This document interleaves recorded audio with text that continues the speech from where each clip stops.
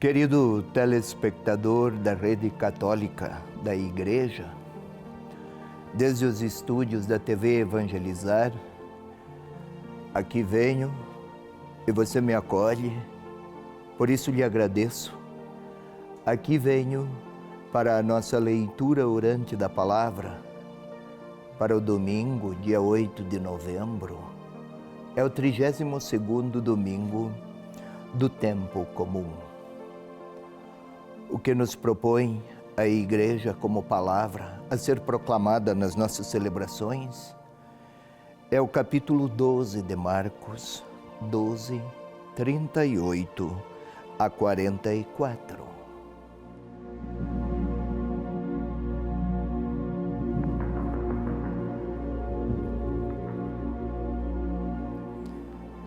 No seu ensinamento, Jesus dizia: guardai-vos dos escribas que gostam de circular de toga, de ser saudados nas praças públicas e de ocupar os primeiros lugares nas sinagogas e nos lugares de honra nos banquetes.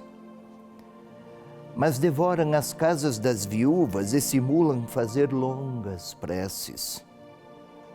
Estes receberão condenação mais severa.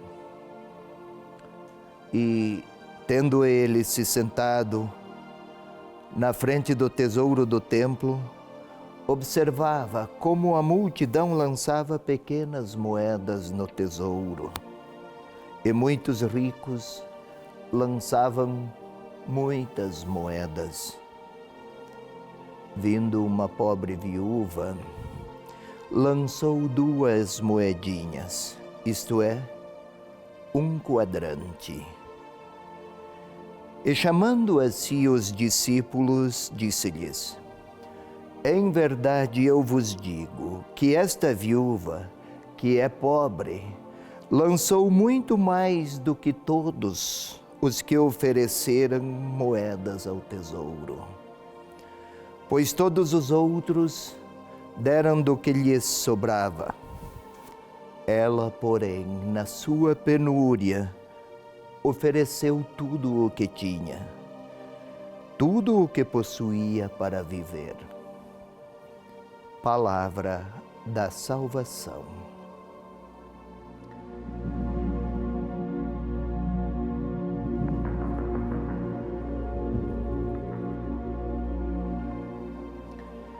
Querido irmão, querida irmã, estamos na primeira parte da nossa leitura orante da Palavra.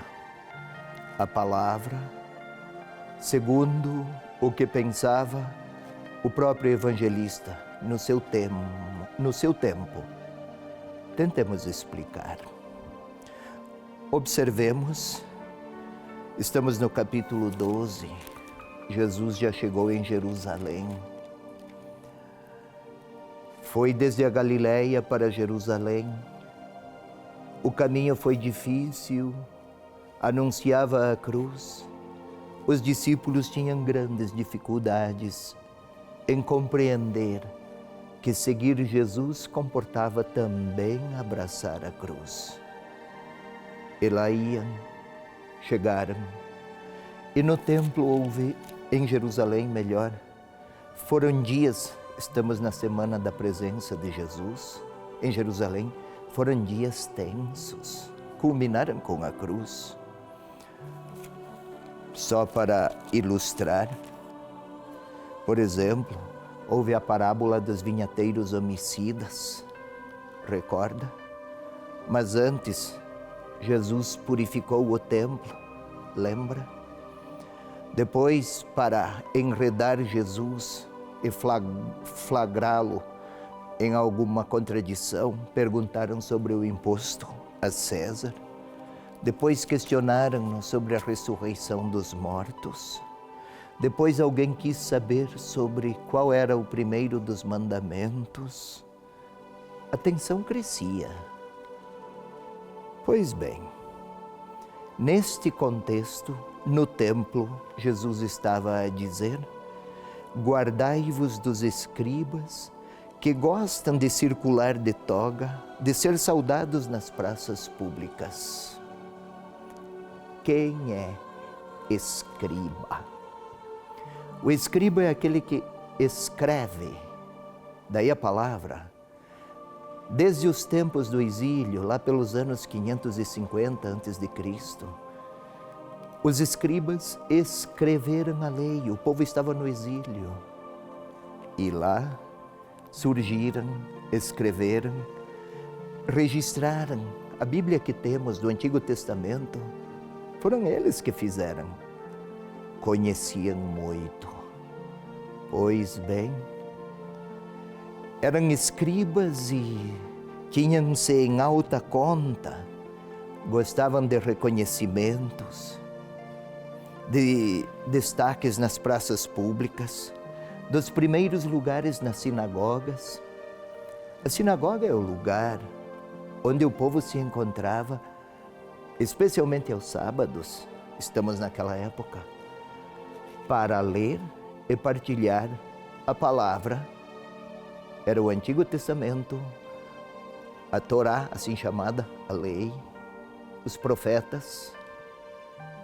E havia lugares de destaque para as pessoas mais importantes. Eles buscavam estes destaques. Gostavam dos primeiros lugares igualmente nos banquetes. Mais do que buscar a Deus, buscavam a si. Mas entendiam tudo quando se tratava da lei religiosa. Entretanto, por mais religiosos que fossem, qual era o seu grande problema? Devoram as casas das viúvas e simulam fazer grandes, longas preces. Querido irmão, querida irmã, a viúva naquele tempo era o protótipo da pessoa desamparada. Não tinha quem a protegesse, quem a sustentasse. Mesmo assim, a desamparada era espoliada. Devoram as casas das viúvas. Serviam-se da sua condição religiosa e exploravam os fracos.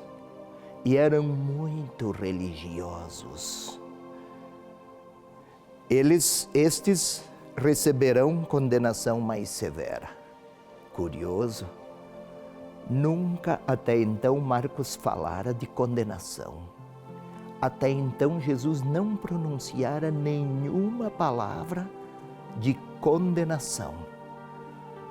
Agora que o faz, fala de pessoas muito, muito ligadas ao templo. A crítica é severa também para nós, mas permaneçamos naquele tempo, nesta primeira parte.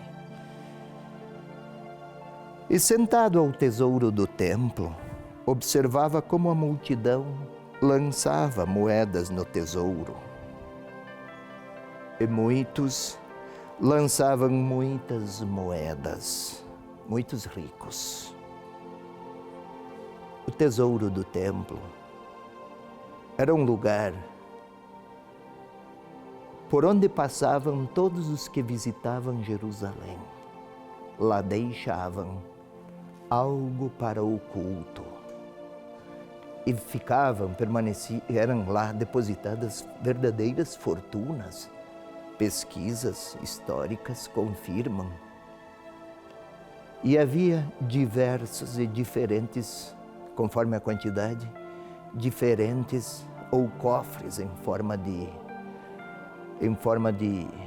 cornetas. Ao jogar as moedas fazia bastante barulho. Isso impressionava. Quem jogava moedas maiores, o rumor também era maior.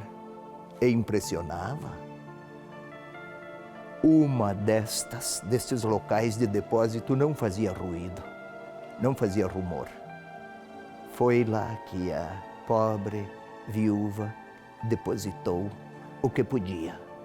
2 moedinhas. Não apareceu, não se via.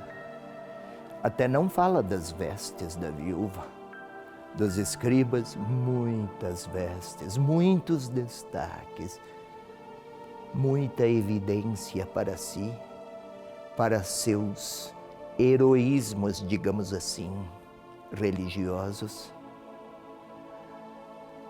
Na realidade, Deus era apenas meio para que eles encontrassem o destaque que buscavam.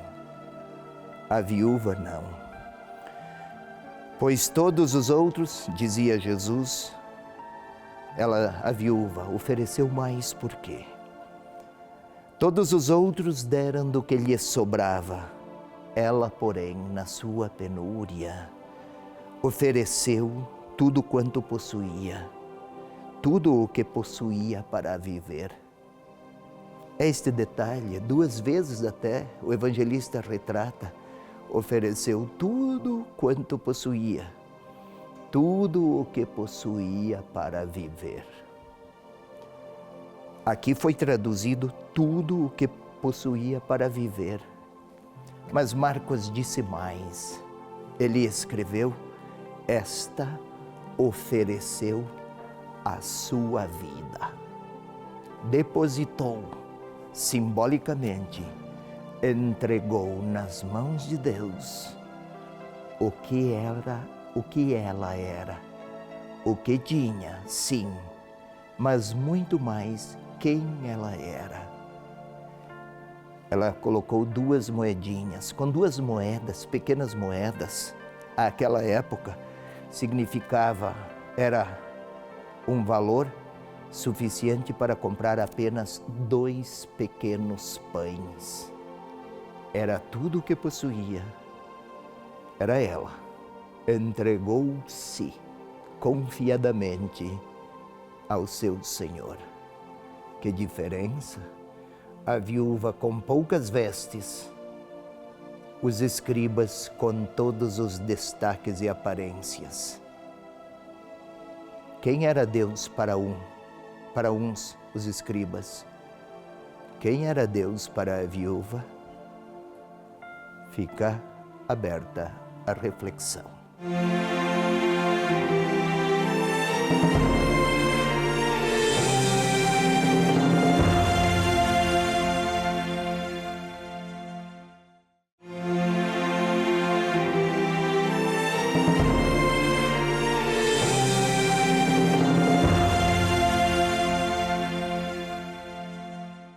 Querido irmão, querida irmã, agora vamos para a nossa segunda parte da leitura orante. Há pouco o texto foi explicado. O objetivo é para que com ele, o texto, a palavra, inspire a nossa oração. E o primeiro passo, como já costumeiramente apresentamos, é aquele necessário processo de pacificação interior, para que no meu encontro com o Senhor sejam superadas tantas tentações que nos distraem. Eu peço, pois, queira se colocar numa posição que lhe favoreça a concentração. Talvez fechar os olhos ajude. E vamos tentar relaxar, respirar profundamente uma vez, uma segunda vez, uma terceira vez. Vamos tentar nos imaginar tendo a palavra de Deus diante dos olhos. Vamos tentar nos colocar de maneira concentrada, sentindo até o nosso coração a bater. Tente fazê-lo. Tente imaginar os seus pulmões a encher-se de ar lentamente. Ainda não estamos orando, mas estamos a nos predispor à oração. E agora vamos invocar o Espírito Santo é outro passo. Para que Ele, o Espírito de Deus, inspirou quem escreveu, que venha inspirar-nos agora a ler e a orar.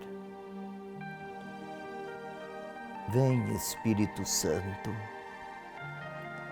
que Tua luz penetre em nossa mente, que Tua verdade alcance os nossos afetos, que a Tua vontade transfigure os nossos sentimentos e a nossa liberdade.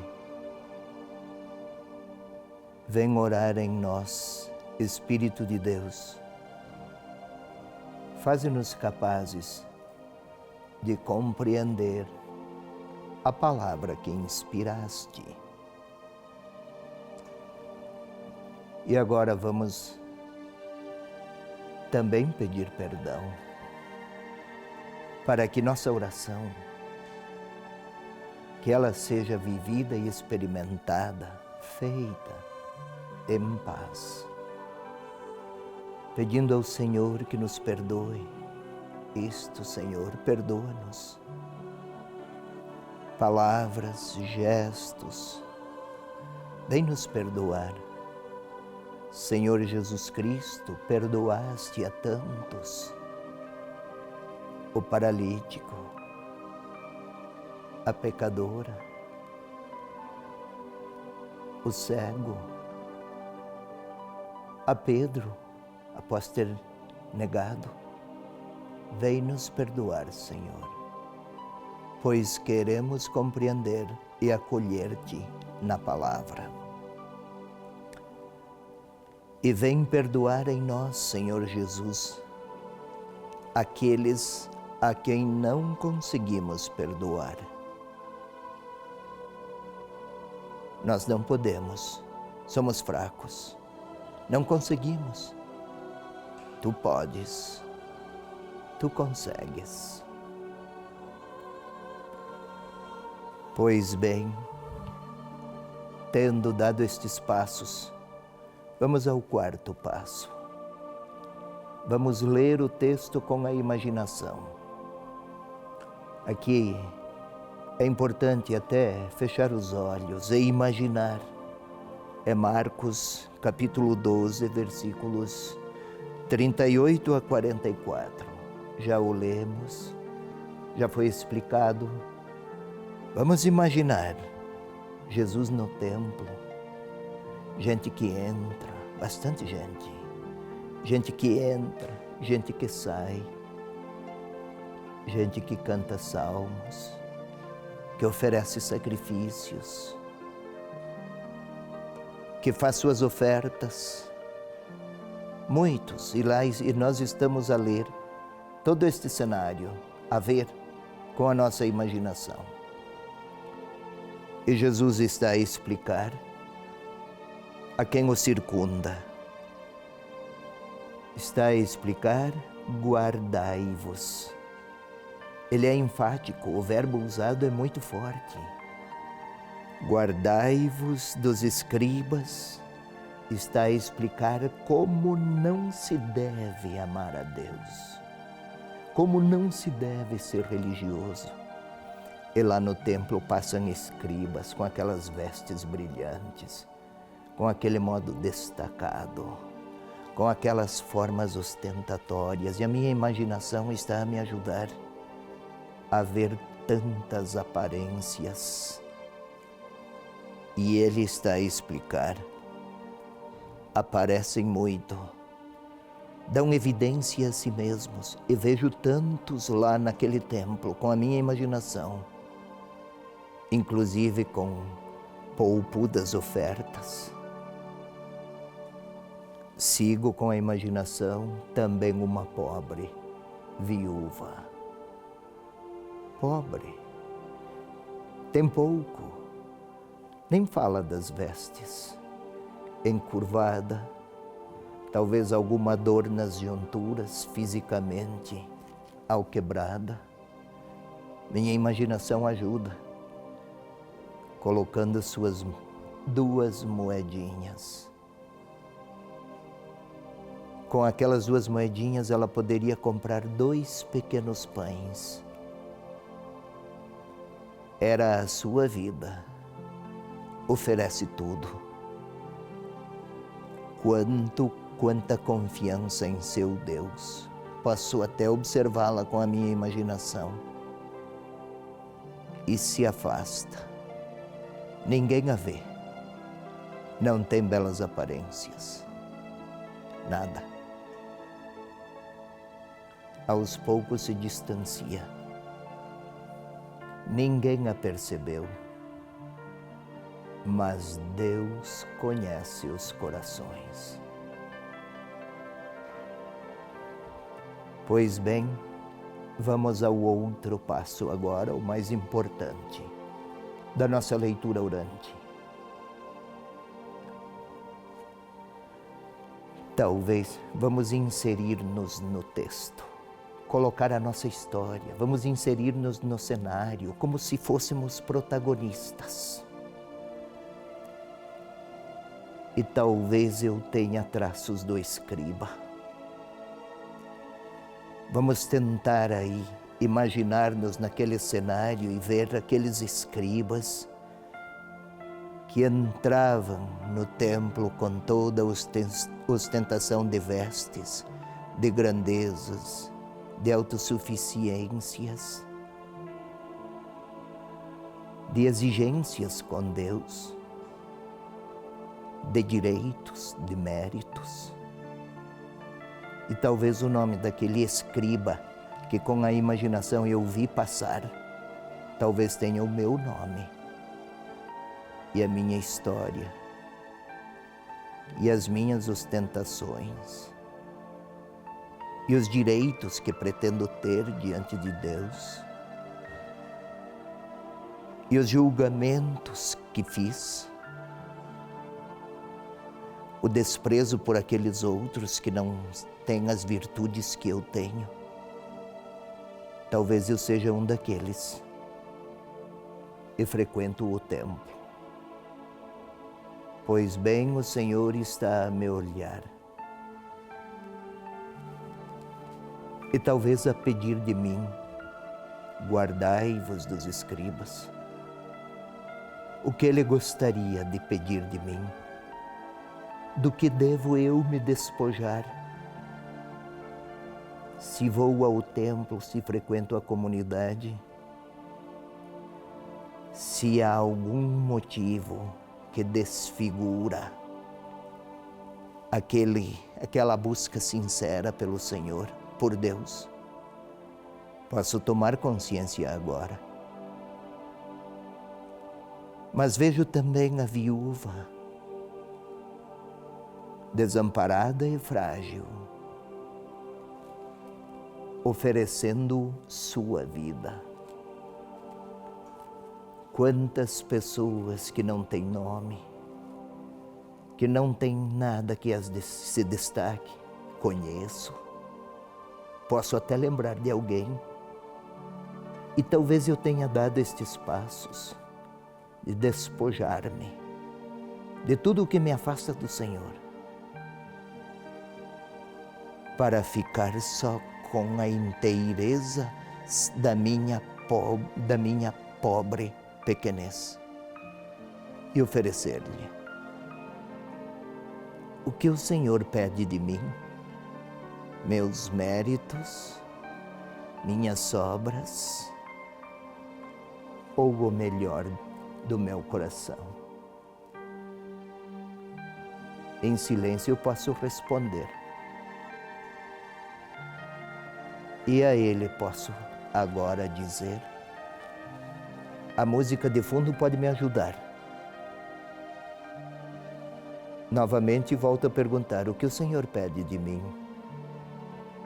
Minhas obras ou o melhor que tenho do meu coração?